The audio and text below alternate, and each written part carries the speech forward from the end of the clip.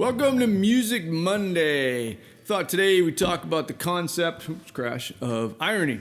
Irony is defined as a discrepancy between expectations and reality in an appropriate way. Situational irony, anyway. If you look at Alanis Morissette's song, Isn't It Ironic, back in the 90s, actually very little in that song is truly ironic. It really kind of has to fit that classical pattern. So, for example, we would expect that the fire station would have the means and knowledge to put out fires. But if the fire station burns down, that's sort of that discrepancy between expectations and reality, and it's appropriate because it's fire. If aliens came and nuked it, it wouldn't be ironic. Similarly, if the famous gunslinger of the West, he's shot all these people in duels, and then he shoots himself in the foot while cleaning his pistol, and then dies, that would be ironic. If you got run over by a rabid elephant in the street, that wouldn't be ironic. Just weird. So we're going to talk about irony today in Harry Chapin's song "Taxi," which is just beautifully constructed around that pattern. So.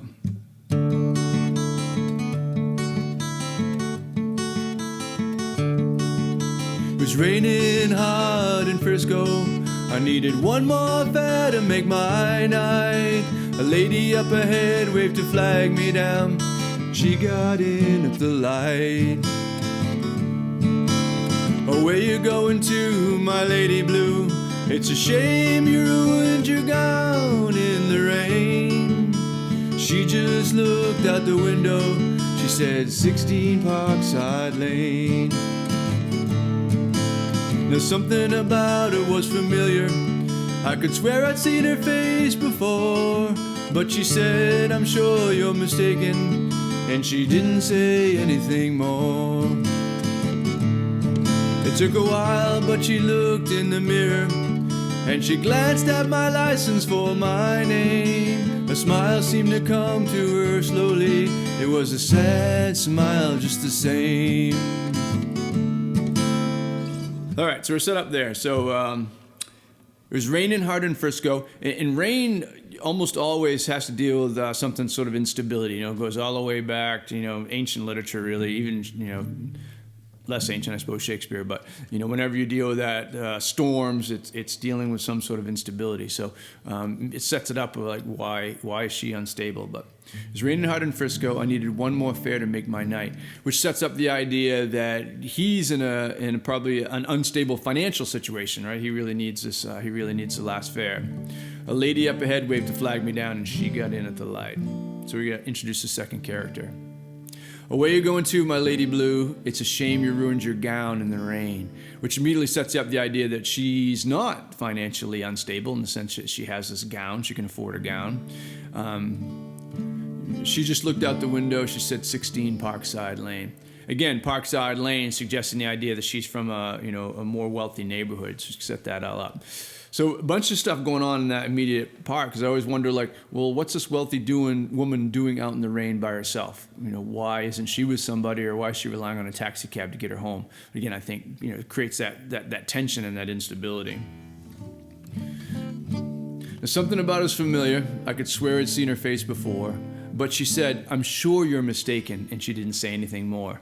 Which I love that line, because it sets up the idea that not only is she wealthy, I think she's sort of snobby as well. I'm sure you're mistaken. How would I possibly ever know a cab driver?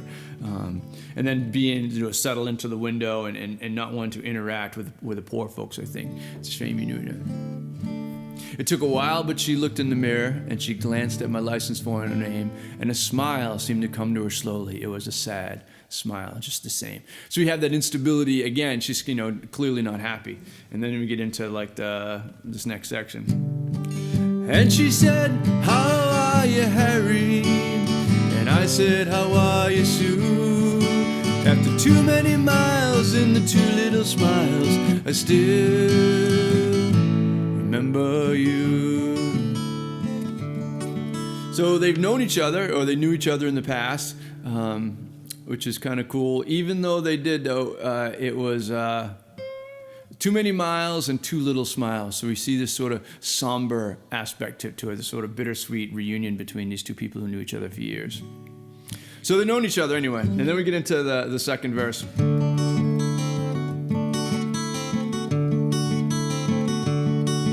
It was somewhere in a fairy tale.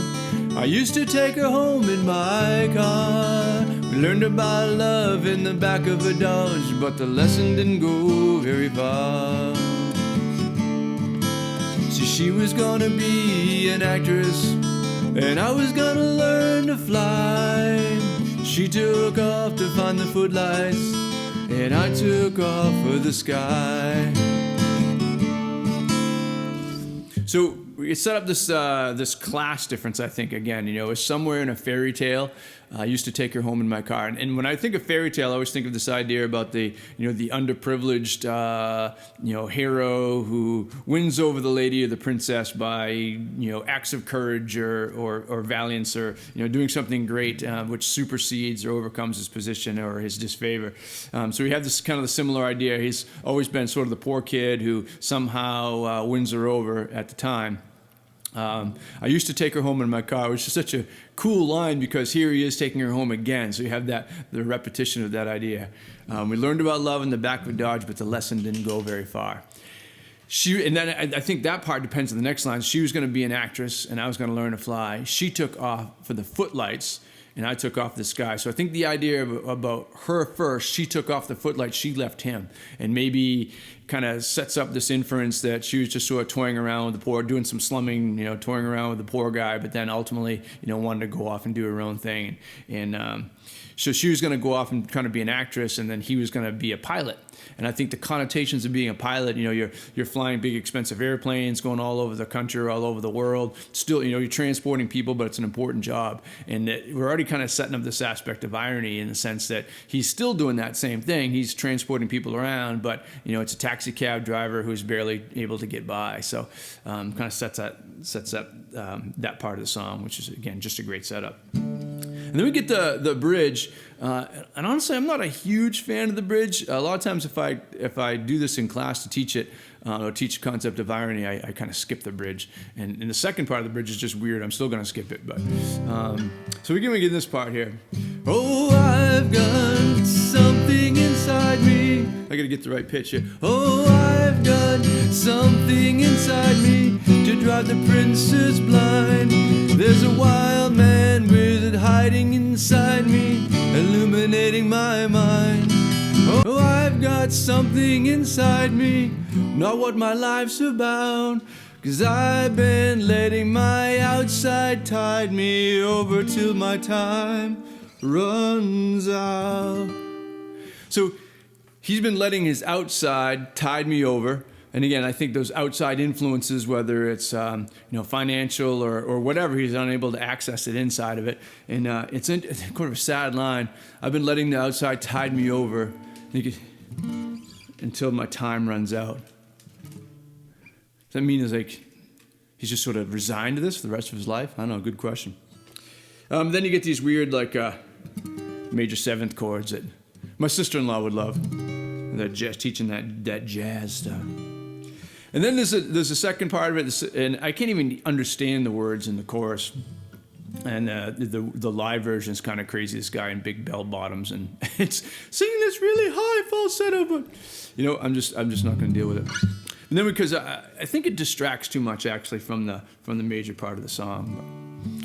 Till my time runs out. And then back into the riff.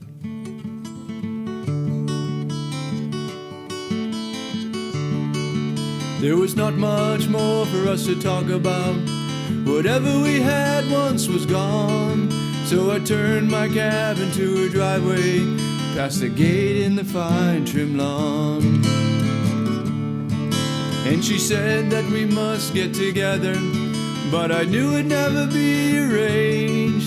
Then she handed me $20 for a $2.50 fare. She said, Harry, keep the change.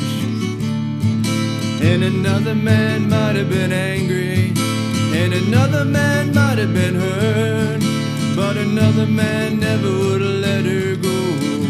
I stashed a bill in my shirt. So here we got, there's not much more for us to talk about. Whatever we had once was gone. which is incredibly depressing. You can always root for the for the underdog and think, yes, this time he's going to get her, but no. Every once in a while, or maybe most of the time, reality sets in. Whatever we had. So I turned my cab into her driveway, past a gate and the fine trim lawn. So once again, we set this idea about her money. And the same thing. And she said that we must get together. You kind of say that up polite, but I knew it'd never be arranged and actually going to do it. Then she handed me $20 for a $2.50 fare. She said, Harry, keep the change. And, obviously her money. And then this part I actually found interesting. Another man would have been angry. Another man might have been hurt. This aspect of her pride. But again, that outside, letting him rule again. But another man never would have let her go. And I stashed the bill in my shirt. So you can see sort of resignation of the way life is for him. Stashed the bill in my shirt. And then setting up the punchline of the song, which is just so brilliant. And she walked away in silence. It's strange how you never know.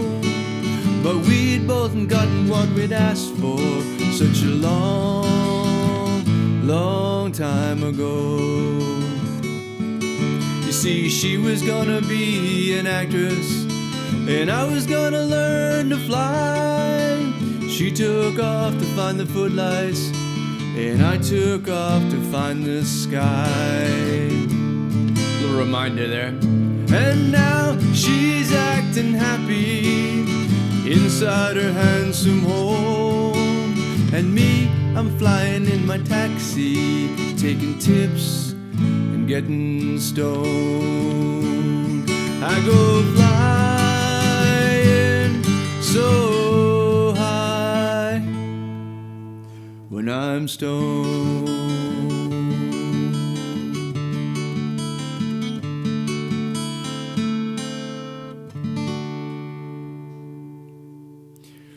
So again, beautifully set up the beginning. She was going to be an actress, and he was going to learn to fly. And now she's acting happy inside her handsome home. And you get this idea that she married for money and not for love, and she's acting just to preserve that lifestyle, which kind of answers the question: well, why is she standing in the rain all by herself? Because she doesn't have an attentive partner and an attentive husband. They're not having a good relationship anyway, but kind of whatever it is. But kind of there it is. She's acting happy inside her handsome home, and me, I'm flying in my taxi, taking tips and getting stoned. Irony kind of self-evident there. So we have this idea, again, he's in this taxi, he's still driving people around. He's met that goal, but not the way he expected to. So that's the true irony. And same thing with her. She's acting, but not on the big screen, just in her lifestyle. So beautifully articulate setup. I love the nuances about how he sets up all those little pieces and then ties them all together into a really tight package. Great song. So thanks again for joining. I really appreciate it. Again, send any songs my way if you want me to cover them. Probably going to only continue this probably for another couple weeks because spring's going to hit and I'm going to be paddling. But again, enough interest out there. Maybe I'll pick it up again next winter. So again, share it with people, like it, subscribe, and I'll see you around next week. Thanks.